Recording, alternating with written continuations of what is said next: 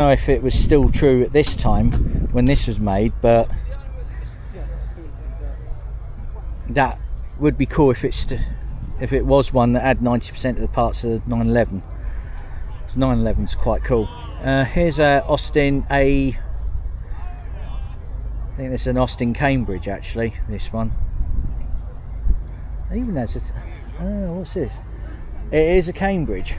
One of the Farina designs, which this one is. This would be a Cambridge. So I like the fact that Austin used to name their cars after items of geography. Here's a Morris Minor 1000 Traveller. This is a Mercury. I think that I was told this is a Mercury. Is it Mercury? Yes, yeah, it's a Comet. I've seen this one before, but every time I see it, it just makes me smile because you got enough room in there for like just to hang out at the tailgate. There's a lot of, just go to a racing event and just have your barbecues going for an entire weekend out, something like that.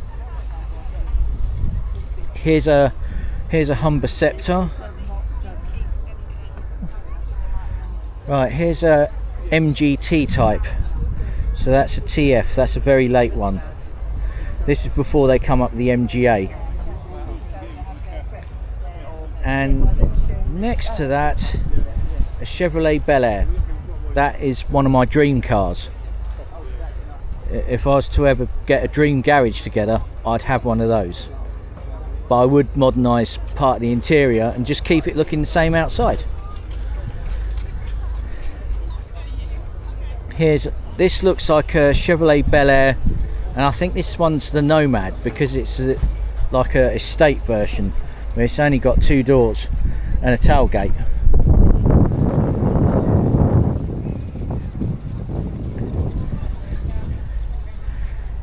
Just think how much happier the Americans were than us back in the 50s. Here's a Rover 95, which comes under the sort of P4 type, because the P5s come after that, and this. Here's a Triumph. It says it's 2 litre. Which one is it though? I don't know. This is probably not. This is probably Vitesse. Yeah, the Vitesse looks a bit like a Herald, but the Vitesse has these. Some of them had 6 cylinders. They made a 2 litre 6 cylinder back then. So here's another Austin. Looks like an A40. Rover 100. They revived that name later, unfortunately, but this is another of the P4 type.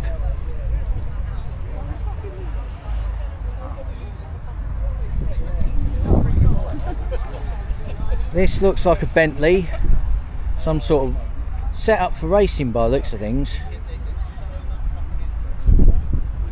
But which Bentley is this? It's a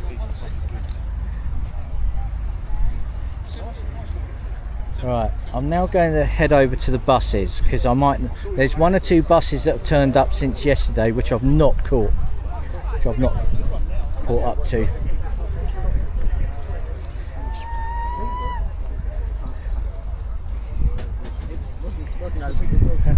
Sorry, I was just admiring this again because I think Triumph at one time made a really small 6 cylinder. What is it? I don't know if that's that is. Yeah, I was. Twin headlights. Ah, okay. Thanks for that. It's 2 litre. Yes. 2 litre on the front. Very quick, but so we can turn the tyres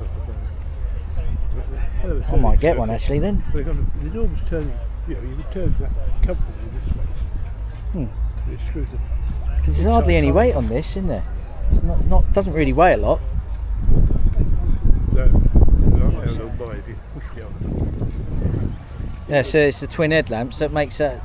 Oh, okay. Yeah, I did know that Triumph made a small 6 cylinder. I think they've always had one in the catalogue. Pity they're not still. This came out of Triumph 2000. Oh right, that was the one that replaced the standard Vanguard, wasn't it? Yes. Yeah. Very nice car. They used to make some really cool cars actually. Actually, I know a bit about them. That's E-Reg, right? Old E-Reg. But that means it was made between January and August 1967. Because it's 1967 they decided not to change the suffix in January, but to change it in August, because the car dealers, I think, wanted to sell more cars in the summer. So the government went and changed it. So that only lasted 8 months as a suffix. Yeah. Feels kind of unfair for it actually, but so you can narrow it down to January to August. And then they changed the system in 1983 because they run out of numbers, and then they've changed it several times since.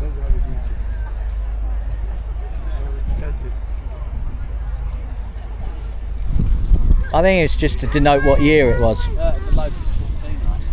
But so right, so I caught that bus yesterday, but there's a couple just turned up today. That one looks like a Bedford of some kind. Don't know which Bedford bus this is, so I might have to ask. But next to that is that's another Bedford. I've just noticed something about the Bedford symbol here. Why has it got the Vauxhall symbol?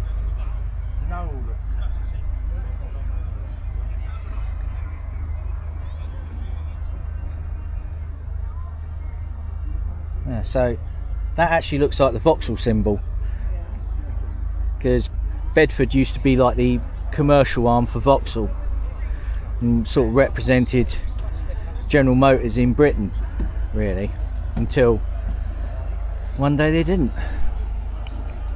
So there's a couple of Bedford buses. I think some of these I saw yesterday.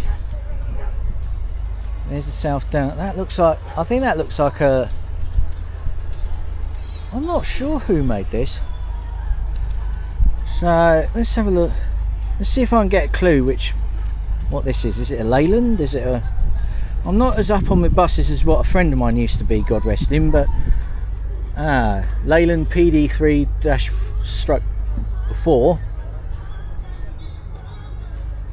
So let's have a look. So that's a Bedford, little Bedford, the short bus. What's this one? It's a Bedford, but which one? Ah, it's a Dupley, or Duple. Bedford Dupley. So that must not be a Dupley. Okay.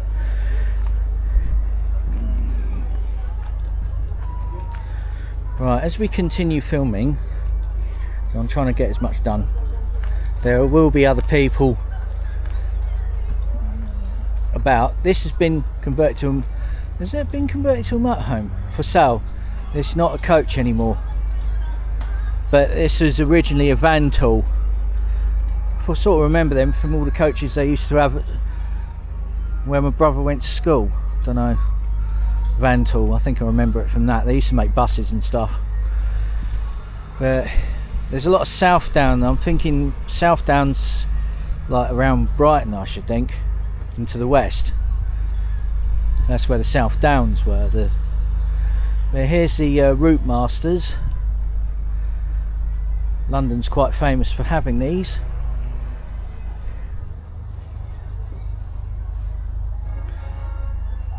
But the reason I'm looking at the buses is because, well, this is a glimpse into transport in the past, because not everybody had a car, not everybody could afford it, or not everybody wanted it. There's people even today that don't want to drive, or maybe some people shouldn't even be on the road, but that's a different matter. But there's a couple of Bristols here.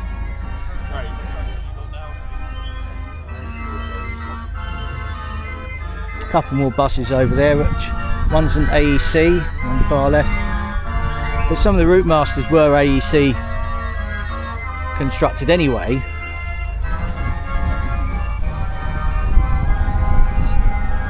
I'm going to try and catch these in the arena about 12. But here's some more stuff. Saw these yesterday. Let's see if this is running. Yeah, so what do I do now? There is some more of the steam. So let's have another look at the steam engines, because, well, why not? So this is a hot air engine. I saw that running yesterday, but it's not running right now.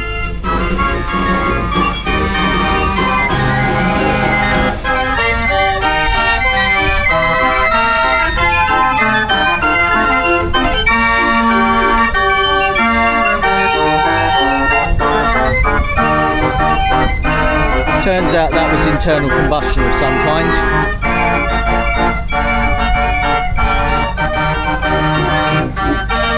See that at Tinker's Park sometimes. But yeah.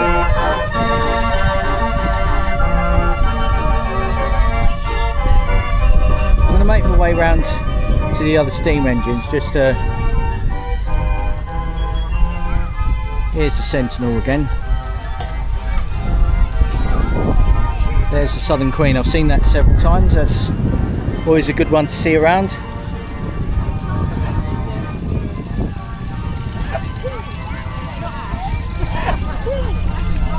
How many bless yous you're going to need?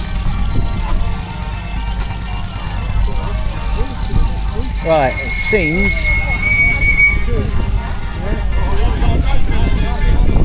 Oh.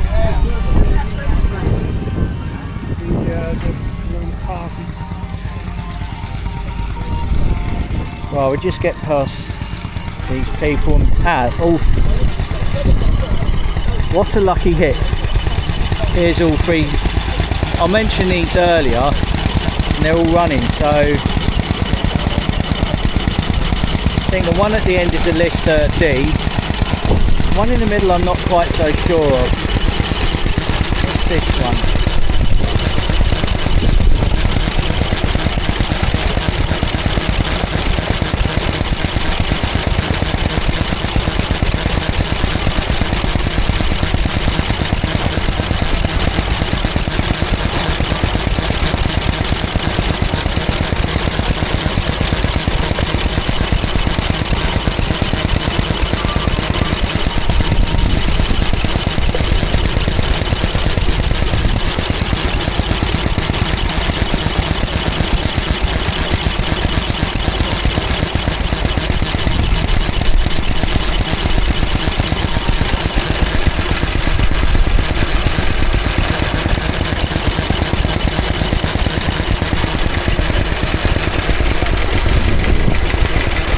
Go have a look at the...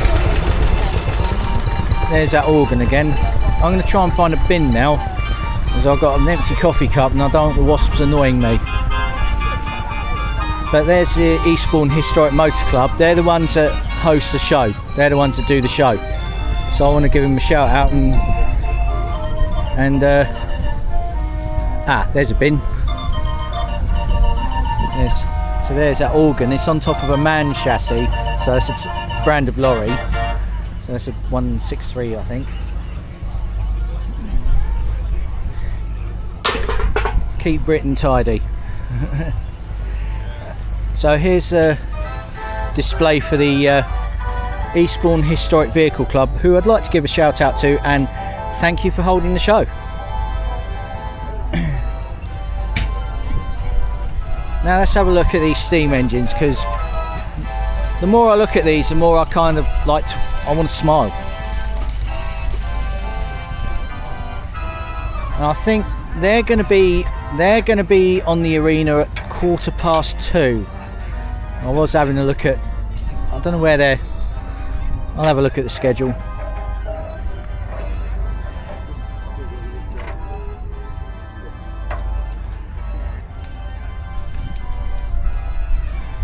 Let's have another look at Nightmare.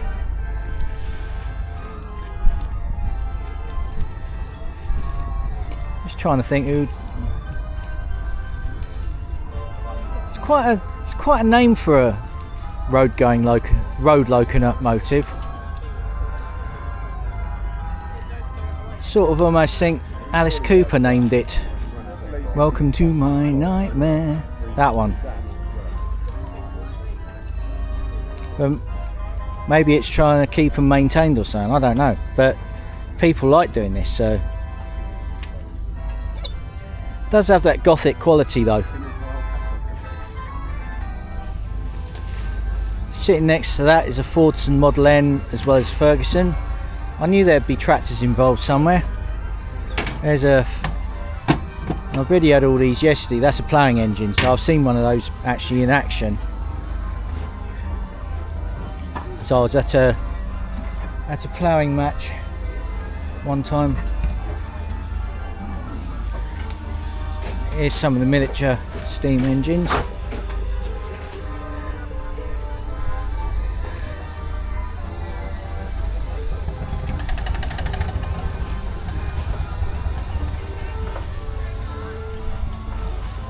Right, there's the main arena. Obviously I don't need to be there yet, so I'm just gonna... There's some more miniature steam engines just there. That's the road safety. I think that's road safety. Road safety. If we had road safety, there wouldn't be so many Muppets on the road. But yeah, I'm just gonna...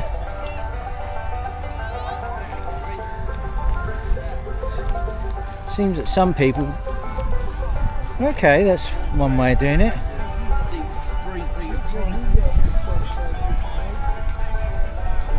Yeah, so they're setting up for a church service at the moment.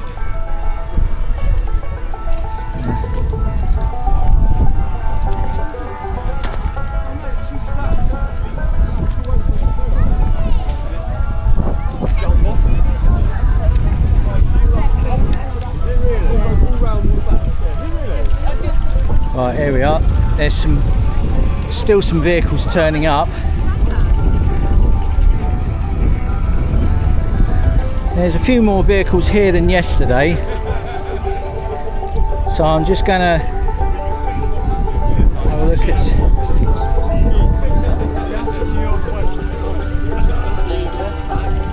What's this? That's all the Austin 7s.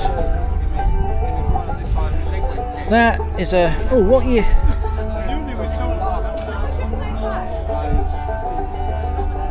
What is this? Let's try and get a... So this is a 1904 Peugeot. Yeah, so this is a 1904 Peugeot, and it's a... Yeah, so I've got a bench seat behind and the seat. Doesn't say. Yeah, and all the crap in the back as well. So. If we move along a bit, you can see some of the other Austin 7s. It's been slightly rear. Oh, there's an orange one and an orange one over there. What the?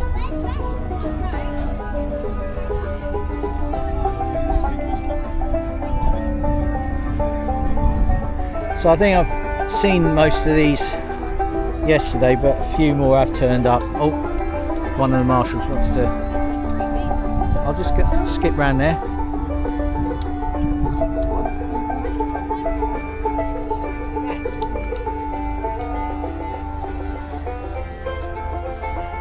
I think some more... I think I saw most of those yesterday, so if we just focus around here. Is there any I haven't seen, did not see yesterday?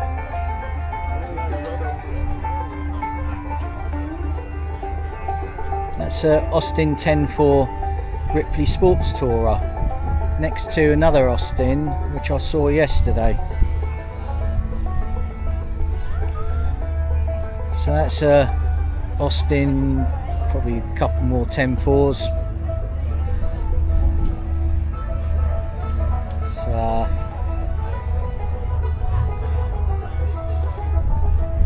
10.4. There's a Talbot. So there's a Talbot here. 1023. Oh, I saw that one yesterday. This is a CMS.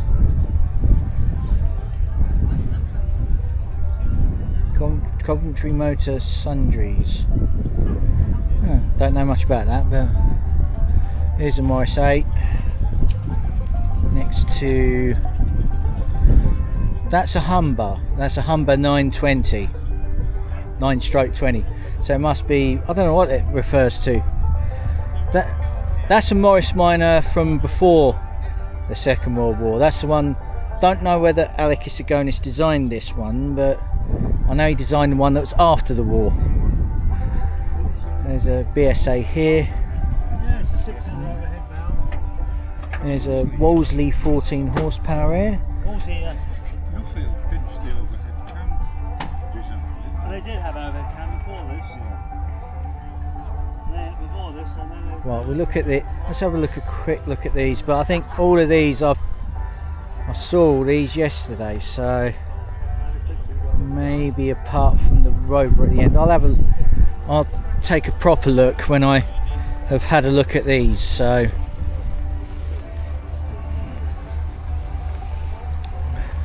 but I think I might have seen all these yesterday because I did all the tractors, and I'm just rerouting around all the classic cars just in case there's any I missed.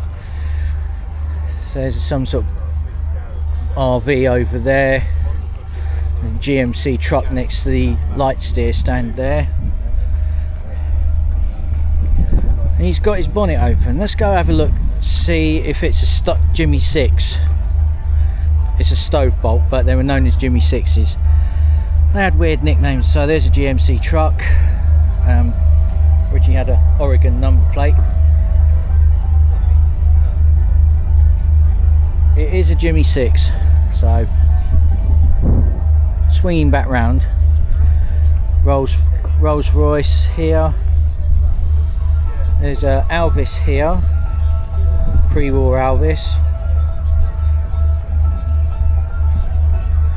Seriously big Buick, so it's a Buick 8. There's a Model T Ford. Got the, again, I'll reiterate this point, the Model T got the world on the road. Cheers, Henry Ford. Sunbeam. I think these two I had a look at yesterday. So there's another Sunbeam, 25 horsepower one. Another Sunbeam here, and rather a lovely looking quaint caravan.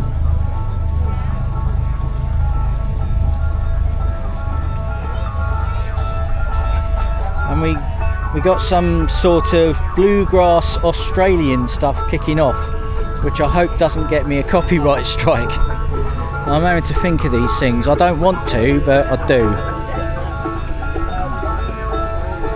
Oh.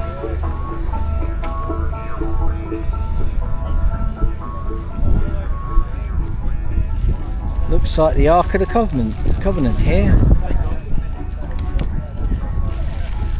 What will be revealed?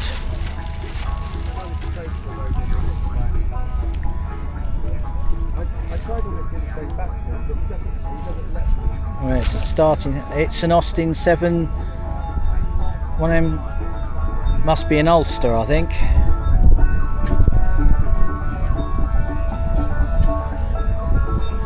But yeah, the Austin 7 essentially helped get Britain on the road after the Model T sort of nudged us towards it. But it revived the fortunes of Austin.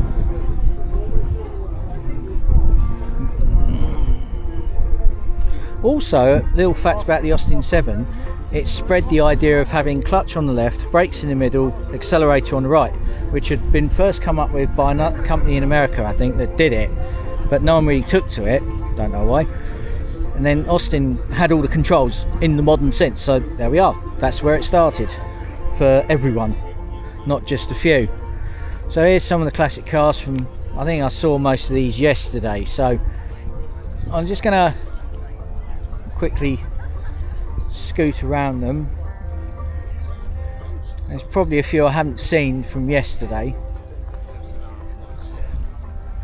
So there's the Reliant Scimitar, Triumph Stag, couple of, oh, three, You've got the MGB there. There's 3 iconic British sports cars there, or sports machines.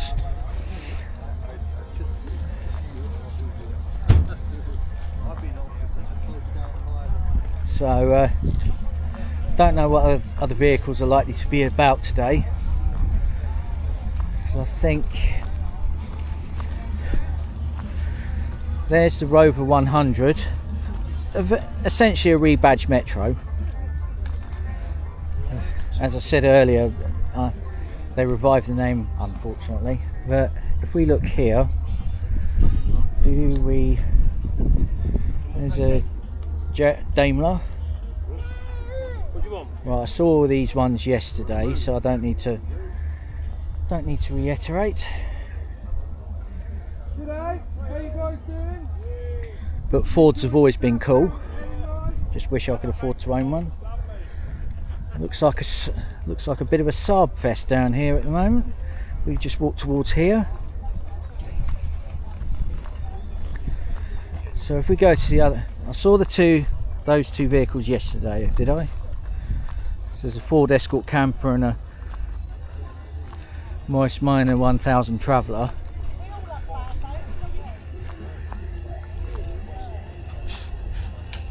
You can see them over there.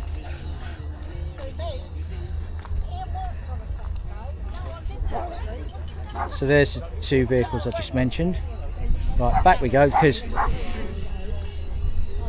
there's a Saab 9.5, I think, or 9.3 or 9.5. There's a Cabriolet. And next to that's a Saab 9000. And I think there's a Saab 900 as well in drop top. With Saab were into their turbocharging. They loved fitting turbochargers to things. There's a couple of 900s. That looks, I think, like a 90. That one I think's a 99. But there's one at the end that's just caught my eye, and I don't know what the hell it is. And they've put it a bit too close to the fence. So hopefully they'll take it into the arena later. But I think it's. I'll wait until people have finished reading it, because, well, I don't know what the heck this is. I think it's a Sonnet. I think it's a Saab Sonnet. Rare as rocking horse poo. I think this is the first time I've ever seen one of these. They're rare as rocking horse dung. They are. I'm going to have a little reedy poos myself, actually. Yeah, so what one's this one? Which? Ah, yeah, so this one had a V4 in it. So, because the first Saabs had 2 strokes, and then they went over to a Ford based V4. So this one's a V4 version, which I didn't even know existed. Here's a little Honda. I think that's a really ickle.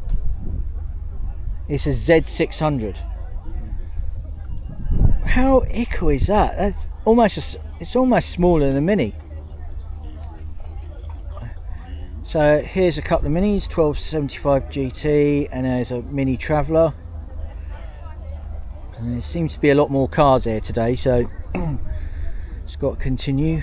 There's a Ford Capri. Next to that's a Ghia, so probably a 2 litre, or even, perhaps. There's an injection version here. Now that is a proper Ford Capri.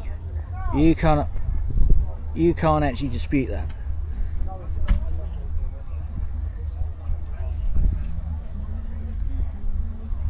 Here's a Granada, I think, Ghia. Another Ford Capri.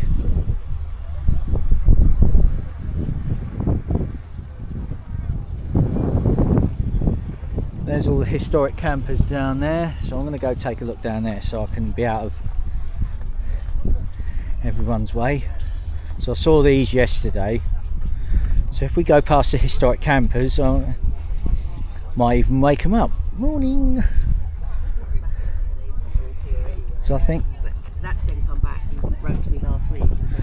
So I think I might have just spotted a classic car in very light blue. I think it's a Reliant Scimitar. This one's a GTE.